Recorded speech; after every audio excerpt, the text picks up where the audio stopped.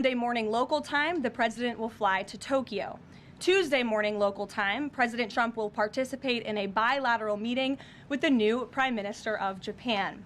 On Wednesday morning local time, the president will fly to Busan, where he will participate in a bilateral meeting with the President of the Republic of Korea, deliver keynote remarks at the APEC CEO luncheon, and then participate in a U.S. APEC leaders working dinner. On Thursday morning local time, President Trump will participate in a bilateral meeting with President Xi of the People's Republic of China before departing to return home to Washington, D.C. On Thursday night, upon arrival in Washington, President Trump and First Lady Melania Trump will participate in Halloween at the White House, where they will welcome law enforcement, military, and foster families. And I know many of us look forward to that. In other news, we are now on day 23 of the Democrat government shutdown. Senate Democrats have voted 12 separate times now to keep the government closed. Innocent Americans are suffering every day as a result. More than 500,000 civilian federal employees will miss a full paycheck tomorrow. Thousands of small business loans are going unapproved each month. This means almost $4 billion in capital is being withheld from small businesses across the country. The Democrat shutdown is also causing severe impacts at airports across the country. In one single day this week, the FAA had to issue ground stops impacting flights at Houston's George Bush Intercontinental Airport and Hobby Airport. 13,000 air traffic controllers who ensure that we all fly safely are continuing to work without pay. This is egregious and truly sad. Some of them are reportedly being forced to turn to driving for Uber and taking on other second jobs to make ends meet as the Democrats continue to shut down the government. Pilots are calling on Democrats to end this dangerous political game.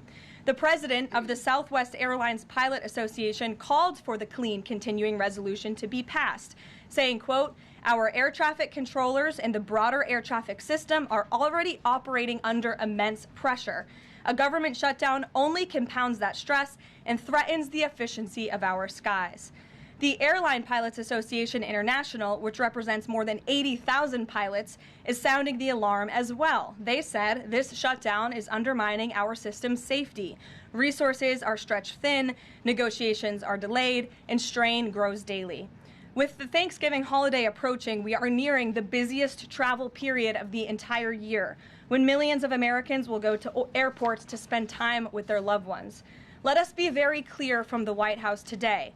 If the Democrats continue to keep the government closed, we fear there will be significant flight delays, disruptions, and cancellations in major airports across the country this holiday season.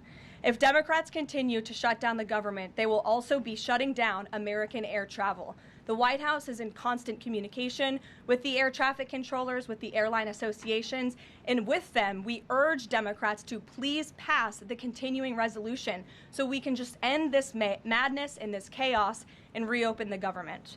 These are very avoidable consequences. The unnecessary pain, unfortunately, does not end there.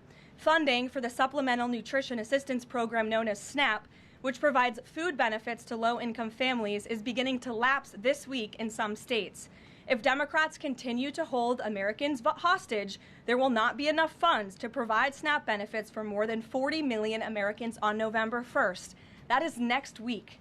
Democrats are solely responsible for all of this unnecessary pain. Why are they doing it? To give taxpayer-funded health care benefits to illegal aliens, some of whom are violent criminals. During the 4 years of Joe Biden's administration, the Democrats forced Border Patrol to admit illegal aliens into our country with no legal status and minimal screening. A significant number of these individuals are the worst of the worst criminals: rapists, pedophiles, murderers, and even members of the terrorist watch list. Despite having no legal status, paroled aliens were able to file for work authorization, receive Social Security numbers, and access other benefits like Medicaid that are meant for Americans. Since I have found many in this room to repeatedly deny the reality that Democrats gave Medicaid benefits to illegals, and they continue to seek to do just that, I've brought a few verified examples for you today. These are examples of some of the illegals who received Medicaid benefits under President Biden's leadership, and this is what Democrats are wanting to do. This is why they are continuing to keep the government closed. An illegal alien from Laos was arrested for murder, robbery, and felony possession of a firearm. An illegal alien from Guatemala who was arrested for rape and burglary. An illegal alien from El Salvador who was arrested for strangulation, DUI, and burglary. An illegal alien from Mexico who was arrested for attempted murder. The Democrats' open border policies allowed these threats into our country, and then they provided them with free health care. The president and Republicans, through the One Big Beautiful Bill, implemented a common sense reform to end this fraudulent scheme. But that's why the Democrats are continuing to shut down the federal government. They are trying to reverse this and restore taxpayer-funded health care for illegal aliens like these. Throughout this shutdown, Democrats have said this quiet part out loud. Senator Chuck Schumer, the leader of the caucus that is refusing to open the government, said, quote, "Every day gets better as the shutdown continues." Ask the air traffic controllers if every day is getting better, Senator Schumer, and they will tell you absolutely not. House Democrat Catherine Clark said, "There are going to be families that are going to suffer. We take that responsibility seriously, but this is one of the few leverage points that we have." Here is a House Democrat who is admitting that they are using Americans who are suffering as political leverage. And Senator Bernie Sanders said, "If you reopen the government, we lose our leverage." This is pure partisan games. A senior Democrat aide said the party will not end the shutdown, quote, "short of planes falling out of the sky." That is truly a disturbing statement. The Democrats clearly don't care about this suffering. They care about playing political games against President Trump, and this dangerous charade needs to end. The president and Republicans' position has been clear and unchanged. Pass a clean, nonpartisan funding bill to reopen the government. And then we can talk about all of the partisan issues that the Democrats wish to. If you're watching at home, we urge you to call your Democrat senators and tell them to put our country over their party and reopen the government today. Here in our new media seat, we have Brittany Gibson of Axios. Brittany, why don't you start us off for our Q&A today? Thank you for being here. Two questions, if I may, Karoline. First is, we understand that the president and Republicans will not negotiate on ACA extensions until the government reopens. If and when that happens, what does the president think should be, or what are his plans for preventing rising healthcare costs for Americans? It's a very good question, and I'll leave that to the president to negotiate that when Democrats vote to reopen the government. When it comes to lowering healthcare costs, the president is deeply committed to this. It's why he has spent so much time and effort negotiating with Big Pharma to lower the healthcare costs of prescription drugs. All of you have been in the Oval Office for multiple different announcements. We've had these most favored nations deals with these large pharmaceutical companies committing to lowering drug costs in this country. So it's something the president wants to do. And Brittany, one more point. I'll just point out the irony in Democrats holding the government and the American public hostage over a healthcare system that they created. The healthcare system was called Obamacare. Why? Because Democrats and President Obama implemented. And Republicans have always said it's a broken system, yes, but they caused it, and now they want to shut down the government to fix it. We need to open the government, and then we can have these very important conversations about health care. And the second, on H-1Bs and foreign students, during the campaign, President Trump said he wanted to make it easier for foreign students to work at U.S. companies, staple a green card to every diploma. But the changes from several agencies now on H-1Bs are adding more obstacles to that. The administration is being sued over those changes. Can you explain the changes in the president's thinking on H-1Bs? Administration will fight these lawsuits in court. The president's main priority has always been to put American workers first and also to strengthen our visa system. We know for far too long the H-1B visa system has been spammed with fraud, basically, and that's driven down American wages. So the president wants to refine this system, which is part of the reason he implemented these new policies. These actions are lawful, they are necessary, and we'll continue to fight this battle in court. Garrett. Two questions on different topics, if you'll Sure. indulge me. On the pardon of Changpeng Zhao, and apologies if I'm mispronouncing that name, Binance has significant business interests with World Liberty Financial, the president's family's crypto company. How do you respond to the allegations from Democrats that this is a corrupt act? I would respond and say the president is exercising his constitutional authority to grant clemency requests. And the President and the White House have a very thorough examination of every pardon request that comes to the President's desk. It is thoroughly reviewed by the White House Counsel Office, and I spoke with our great White House counsel about the pardon after it happened. This was an overly prosecuted case by the Biden administration. Even the judge in the case admitted that the Biden administration was pursuing a egregious over-sentencing of this individual, and the previous administration was very hostile to the cryptocurrency industry. So the President wants to correct this overreach of the Biden administration's misjustice, and he exercised his constitutional authority to do so. And to the Democrats, I would just say there's nothing more corrupt than what President Biden did on his way out the door, pardoning his extremely corrupt son and many of his associates. On the ballroom, the first of which will probably be several questions about this today, I imagine. Is it a big story? It seems that way. The President's cost estimate has changed several times. I think it's up to $300 million now. Given the nature of all this, will the White House commit to releasing all of the donors and how much they're spending and how much of his own money the President is putting on the line to this? We have released the full list of donors thus far. Perhaps there will be more people who want to generously contribute to this project. And the President, yes, has committed his own resources. And when he releases that information, which I'm very confident he will, you will all see that. We'll see a dollar figure from the President? Yes, Okay. he will. And I would also just add the President has been incredibly transparent. I would reject any notion otherwise when it comes to this ballroom project. It's something he personally has obviously taken an interest into and has talked with all of you in this room many times about. You have seen the model in the Oval Office. Last night he showed that for you. But when this plan was presented and when these renderings, as soon as they were complete, the President directed me to come out here and to share them with all of you. I did an entire opening remarks about what this ballroom project was going to look like. With any construction project, there are changes over time as you assess what the project is going to look like, and we'll continue to keep you apprised of all of those changes, but just trust the process. This is going to be a magnificent addition to the White House for many years to come, and it's not costing the taxpayers anything. The President is privately funding this ballroom addition to the White House grounds. Jennifer. To follow up on that, one thing that's not in the President's model is the East Wing bunker, the President's Emergency Operations Center. Can you say if his update, that $300 million, does that include the cost for upgrading that bunker? Look, like any security enhancements that are made on the White House grounds, those will be made and maintained by United States Secret Service. As for the cost of the ballroom and the construction itself, all of that is going to be, like I've said, privately funded and paid for by the President himself and many generous patriots who have stepped up. Is included in that funding? Correct. Okay, and then can you say, well, that's all right, I'll skip that one. Thanks. We just. Thank you, Karoline. More ballroom questions. Okay. So the White House has explained that the reason you didn't submit construction plans to the NCPC is because that commission, along with others, don't have oversight over demolitions, but only over construction. And so far, you haven't built anything. So can you help us understand, can the President tear down anything he wants without oversight? Could he demolish this building or, say, the Jefferson Memorial? So it's not the President who came up with that legal opinion himself. That's a legal opinion that's been held by the NCPC for many years. It's written, so we can get you that background and that research if you wish to include it in your reporting, because it is very important.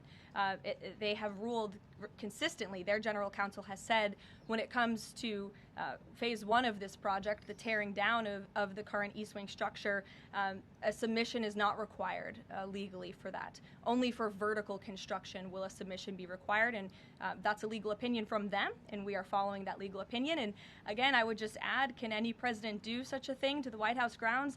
There have been many presidents in the past who have made their mark on this beautiful White House complex. This briefing room, as you all know, was not once a briefing room. It was a swimming pool. There have been presidents who have completely torn down the executive mansion. If you look at what President Truman did, some of the photos of the construction project that took place in those years, I think sitting here today, we're all grateful for those efforts and the modifications that happened at that time.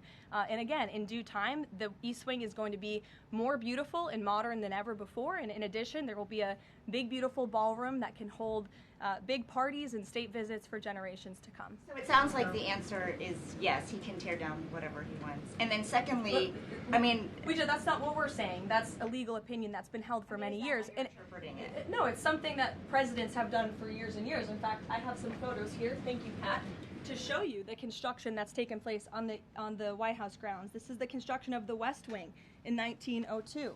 Look at this, the construction of the West Terrace in 1902. These images look quite similar to what you and the American people are seeing today, the construction of the East Terrace as well. You look at the construction of the West Wing expansion in 1934. So look, this is a legal opinion that's been held for many years. Look at, this is 1950. Yes, it looks a lot like what you were seeing today. Can he demolish anything he wants? What do you think that rubble is? How did that rubble get there? Right, so I'm asking, and then back to the donors. Go ahead, Reagan. Many of them are... Two Reagan, questions, go ahead. One on immigration and another on Venezuela. It's being reported that the semi-truck driver suspected of killing 3 people in a DUI crash is an illegal immigrant who came in under the Biden administration. Do you know if California gave him a commercial driver's license? And then it also appears that California largely has not been cooperating with English proficiency standards. I'm wondering if the administration has any further plans to punish the state. Yes, I can confirm that California gave this individual a license, and it is something that the Department of Transportation has already looked into. I know Secretary Duffy, who's doing a phenomenal job, has spoken on this many times in the crackdown that the Department of Transportation is taking on these licenses that are wrongfully being issued to people who clearly do not deserve to uphold these positions. As for this case in California, on October 22nd, ICE lodged an immigration detainer for this individual following his arrest by local authorities in California on charges, as you know, of manslaughter while intoxicated and driving under the influence. He killed 3 people, and he first entered the United States in 2022 through the southern border, and he was released into our country by the previous administration. So now ICE has lodged a separate detainer for this individual, and these tragedies are following a disturbing pattern of these criminal illegal aliens being issued commercial vehicle licenses. And so yes, the Department of Transportation is absolutely cracking down on that. I defer you to them for any specifics. Venezuela, President Trump has said Maduro doesn't want to mess with the United States, and this administration is continuing to position more military assets towards Venezuela. I'm wondering if the end goal of this narco-terrorist war is to implement a regime change in Venezuela. The president has spoken on that, Reagan, and I certainly won't get ahead of him. What we've made very clear is that this administration is not going to tolerate international narco-terrorist organizations from trafficking drugs into the United States. And these cartels over time have grown more armed, well-organized, and violent. They have financial means, sophistication, and capabilities needed to operate in the way this administration has. And they have illegally caused the deaths of tens of thousands of American citizens each year. So that's where we are right now with respect to Venezuela, but also any country that is sending purposefully illegal narco-terrorists to the United States of America to bring illegal drugs. Why don't we go in the back? The U.S. and Colombia relationship right now is at one of its lowest points in decades. We heard what President Gustavo Petro had to say about President Trump. We heard yesterday the response from President Trump. Is there any kind of compromises or gestures from the Colombian president that President Trump would like to see in order to de-escalate the tensions? Is it possible a de-escalation? I don't think we're seeing de-escalation from the unhinged leader of Colombia right now, and I don't think the president, frankly, is interested in that at this point. He spoke on this yesterday, and I don't have anything to add to his comments. Go ahead. Yes. Thank you, Caroline. Thank you. In addition to the ballroom and the Rose Garden I'm going patio, into the back. Sorry. Go ahead. In addition to the ballroom and the Rose Garden patio, is the president looking at any other renovations or significant kind of projects here at the White House? Not to my knowledge, no. But he's a builder at heart, clearly. And so his heart and his mind is always churning about how to improve things here on the White House grounds. But at this moment in time, of course, the ballroom is really the president's main priority. Kristen. Last week, President Trump announced that he had a productive call with Vladimir Putin. They scheduled a meeting in Hungary. Since then, he has canceled the meeting and he has imposed sanctions on Russian oil companies. Can you talk about what changed that led to this dramatic shift, or even just what occurred in the last week that got us from point A to point B? Sure. Look, the president has always maintained that he would implement sanctions on Russia when he felt it was appropriate and necessary. And yesterday was that day. I think the president has also long expressed his frustration with Vladimir Putin and, frankly, both sides of this war. And he's always said in order to negotiate a good peace deal, both sides need to be interested in a good peace deal. And he feels as though, unfortunately, from the Russian side as of late, he has not seen enough interest and enough action in terms of moving the ball forward towards peace. And so a meeting between these two leaders is not completely off the table. I think the president and the entire administration hopes that one day that can happen again, but we want to make sure that there's a tangible, positive outcome out of that meeting, and that it's a good use of the president's time. Of course, he's traveling to Asia next week. He has a number of events coming up here on the home front as well. He's been incredibly busy, as you all know. You're all tired from covering him and his movements every day, and so we want to make sure it's a good use of the president's time, and the president doesn't want to waste his time, and he said that. Was it the call between the Secretary of State and Lavrov that led President Trump to believe that President Putin or the Russians did not want a peace deal? That was not the sole reason, no. I think the Secretary Rubio felt that was actually a productive call. But again, the president wants to make sure that a meeting between himself and President Putin will be a good use of his time. What exactly led to President Trump not believing, after his call on Thursday, where he said he did think he wanted peace and wanted a peace deal, to believing that Russians were not? Again, the president wants to see action, not just talk. And I think the president is extremely motivated by the success of his peace deal in the Middle East to get things done. And he wants this war to come to an end. He's been saying it now for 9 months being in office, and he's grown increasingly frustrated with the lack of progress from both sides of this war. Mary. For example. Two quick construction questions, if I can. You mentioned any construction project comes with changes. The president had initially said that this project wouldn't interfere with or touch the current structure. Now he says to do this properly, he realized that the East Wing had to be demolished. This is the people's house. Why not inform the public of that change and when it was decided that the East Wing would have to be demolished?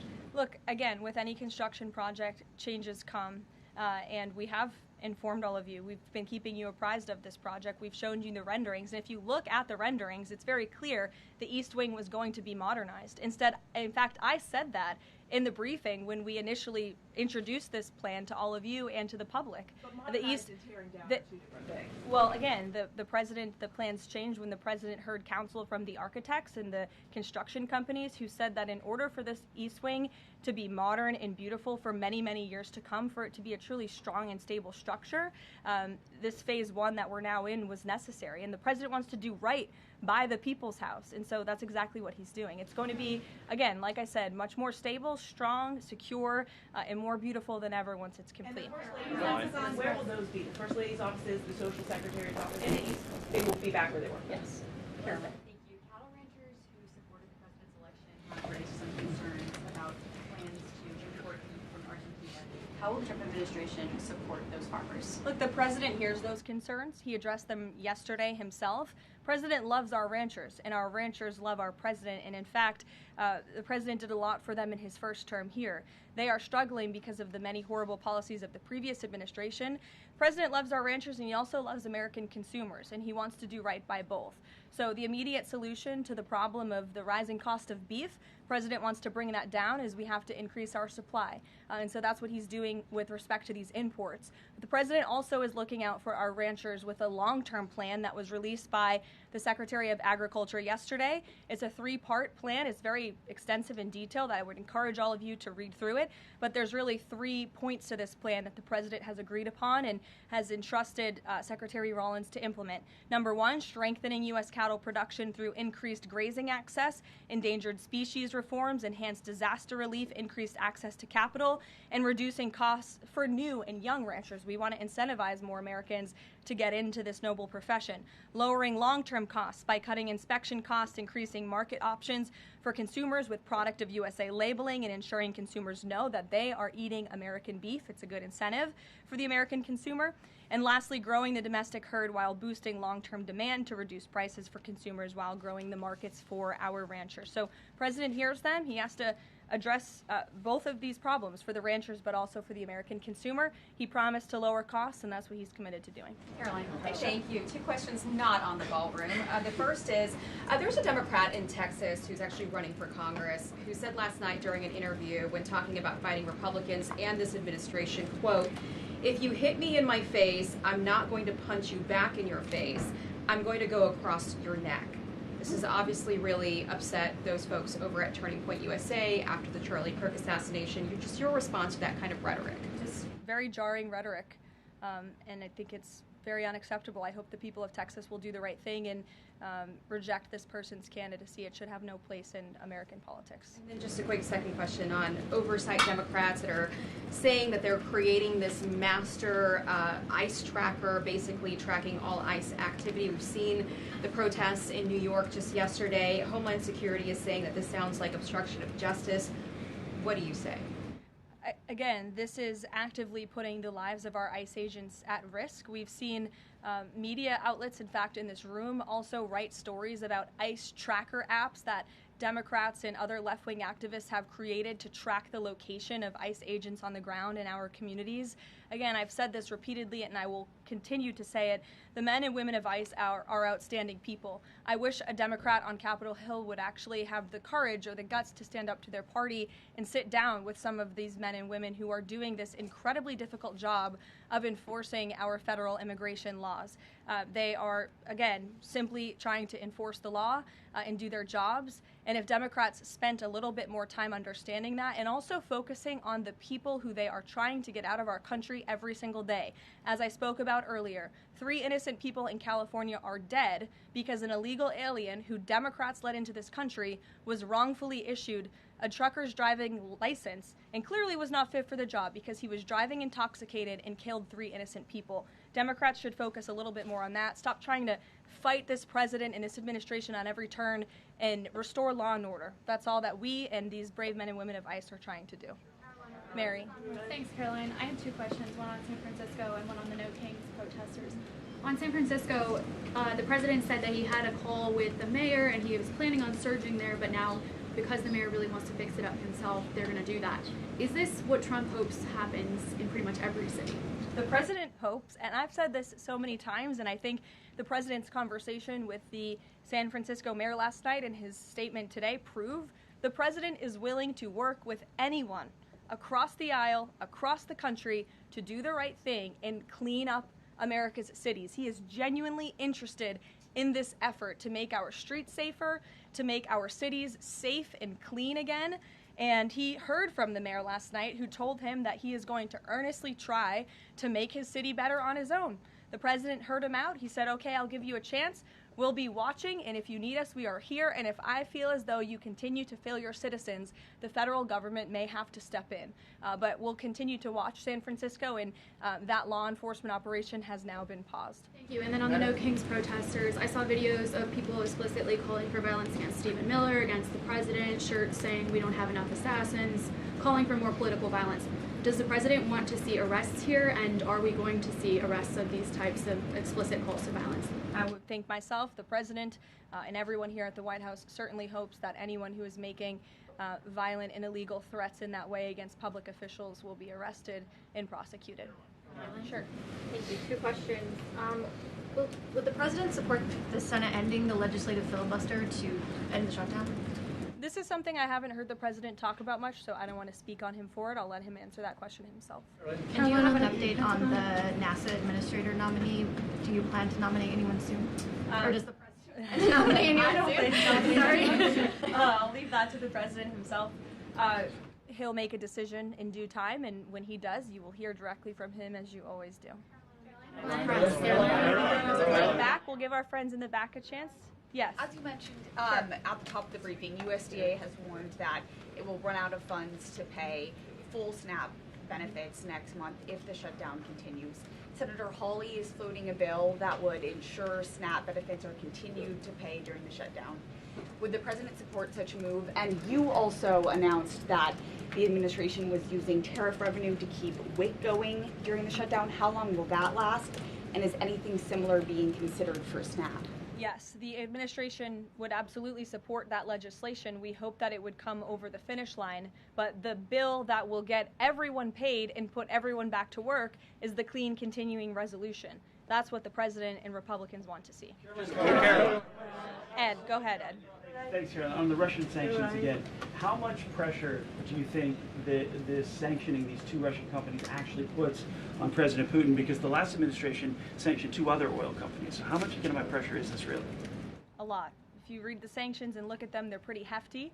And I saw some international news out of China this morning that they're scaling back oil purchases from Russia. We know India has done the same at the request of the president. The president has also pushed European countries, our allies, to please stop their purchases of Russian oil as well. So it's full court press for sure, and we expect that these sanctions are going to do harm, as the Secretary of Treasury said yesterday. Could there be more? Is this just the first step, or could there be more sanctions? I'll leave that to the president to decide. Sure. Or heard the NBA gambling, involved in the gambling issue there. Does the president gamble? What does he think about that? You know, I'm not sure. I don't think he does. I've been with him quite some time, and I have not seen him gamble before. I don't think he's a big gambler, but you can ask him yourself next time you have a chance to, Ed. Go ahead. Thank you, Karoline. I've got two Hi, quick Jake, questions. and then we'll go to you. Thank you. Okay. You're welcome. Two quick questions. Back to the ballroom. It is a very spectacular ballroom, according Thank to the you. renderings. And if it's half as nice as the one in Mar-a-Lago, then future presidents are really going to appreciate it. They will. Thank you, Jake. First of all, is there like an official name? Like, are we calling it the Trump Ballroom, or does the president have a vision for what the name for the ballroom is going to be? There will be an official name. I will let the president announce that once he firmly decides on it. Question is, looking at these renderings, and it kind of got me thinking, he's likely going to go down as the greatest builder of this era, and you've been in on a lot of those meetings with him. Has, to your knowledge, has the subject of rebuilding the Holy Temple in Jerusalem come up? It has not. No. It has not. I don't. I'm sorry, Jake. Go ahead. Karoline, on the CC pardon, could this clear the way for finance to resume U.S. operations? I won't get ahead of that. That's something for Treasury or the Departments of Commerce to comment on, so you're welcome to ask them. And then one follow-up question. Any more details on the president's Walter Reed visit? The readout from his doctor mentioned advanced imaging. What procedure was he referring to? Advanced imaging is something that presidents receive and people receive when they go to the doctor, and so we provide a detailed readout of that physical, and I would encourage you back to that. Presidents and I don't know the exact imaging that took place, but as the physician's note said, the president is in incredibly good shape, and I think that's evidenced here every single day. Danny. Caroline. Back to the ballroom, I'm afraid. I just wanted to ask, because in July the White House said that it would cost $200 million. Yesterday the president said $300 million. Is $300 million now the operative figure, and why did it go up by so much? $300 million is the figure, and again, it's not going to cost the taxpayers a dime. So we look forward to this project continuing, and we will continue to keep everyone apprised on it. Perhaps the president will even bring you all out to see it one day at the appropriate time. You're also going to hear from the president directly in about an hour. He's hosting an event with the Homeland Security Task Force. This was a newly created federal task force that the president and his law enforcement team have put together. I would encourage you all to tune in to the remarks. They have really done a tremendous job at refocusing how federal law enforcement and local law enforcement work together. There will be some local sheriffs and law enforcement officials in attendance as well, and they'll be talking about the success and the many arrests they have made of drug traffickers and cartel members all across the country by just simply working together. So we will see you at the event. Thank you.